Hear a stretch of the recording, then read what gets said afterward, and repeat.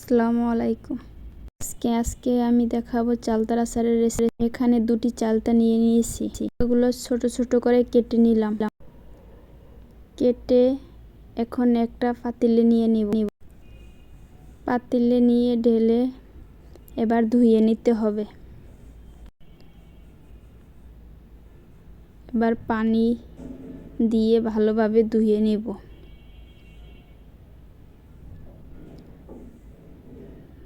ধুয়ে নেওয়া হয়ে গেছে। এবার চুলায় একটা প্যান পানি দিয়ে দিলাম।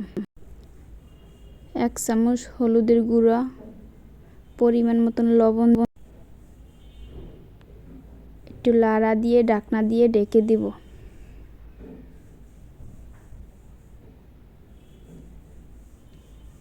ঢেকে দিয়ে সেদ্ধ করে নিতে হবে। সেদ্ধ করে নিয়ে এই আমার এটা সেদ্ধ হয়ে গেছে। আমি ছেঁকে একটা পাতিলে উঠিয়ে নিলাম।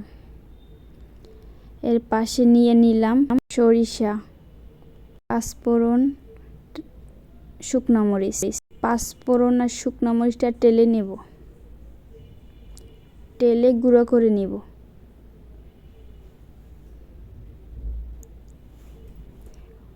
ওদিকে সরিষাটা বেটে নেব।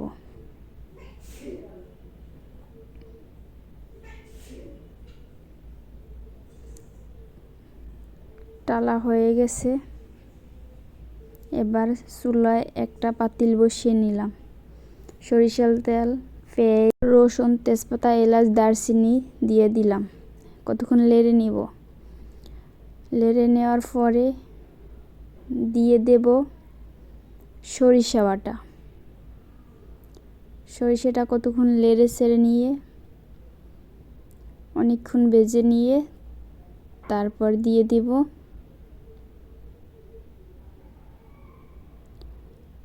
লাড়াচাড়া দিয়া কতক্ষণ নেড়ে চেড়ে যখন ওটা ভাজা ভাজা হয়ে যাব তারপর দিয়ে দিব চালতা, সেদ্ধ করা চালতা রাখছি, ওই চালতাটা দিয়ে দিব। দিয়ে দিলাম ঢেলে। কতক্ষণ নেড়ে চেড়ে দিব। একটু লবণ দিব, হলুদের গুঁড়ো, মরিচের গুঁড়ো,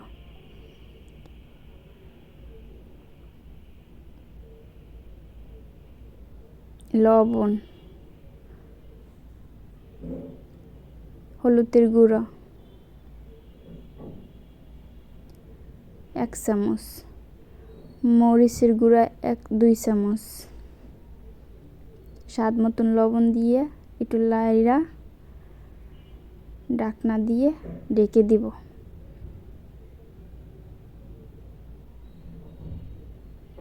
ভালো করে লাড়ে মিশিয়ে নিতে হবে। এবার চিনি দিয়ে দিব।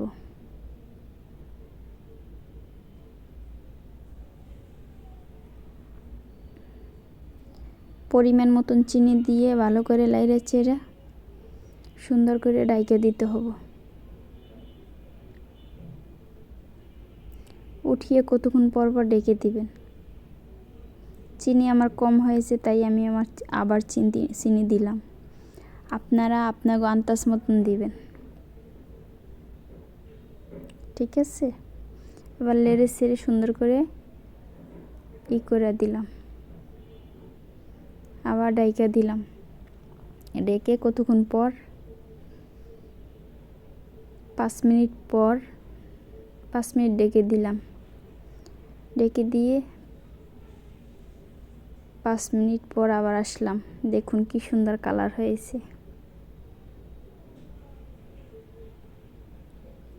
এবার নেড়ে চেড়ে দিতে হবে। এরকম কতক্ষণ পর পর ঢেকে দিবেন, নেড়ে চেড়ে দিবেন, ঢেকে দিবেন।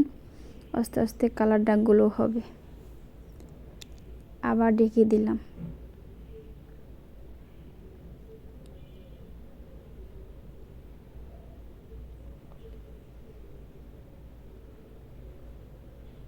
কি সুন্দর কালার আসছে। এবার দিয়ে দিব ভিনেগার। আমি 2 কাপের মতন ভিনেগার দিয়ে দিলাম। আপনাদের কাছে থাকলে দিবেন, না থাকলে দেওয়ার প্রয়োজন নেই। এটা দিলে অনেক দিন আচার ভালো থাকে।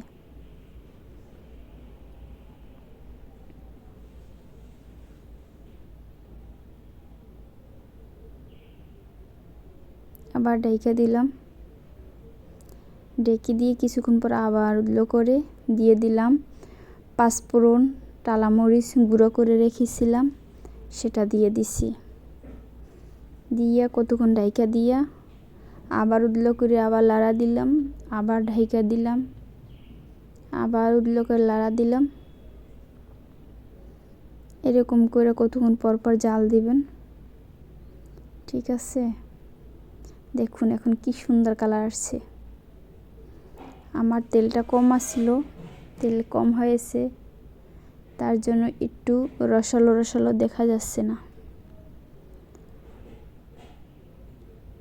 তেলের পরিমাণটা একটু বাড়তি দিবেন, নয়তো আচার মজা হবে না। ঠিক আছে, এই ছিল আজকের ভিডিও। সবাই ভালো থাকবেন। আল্লাহ হাফেজ।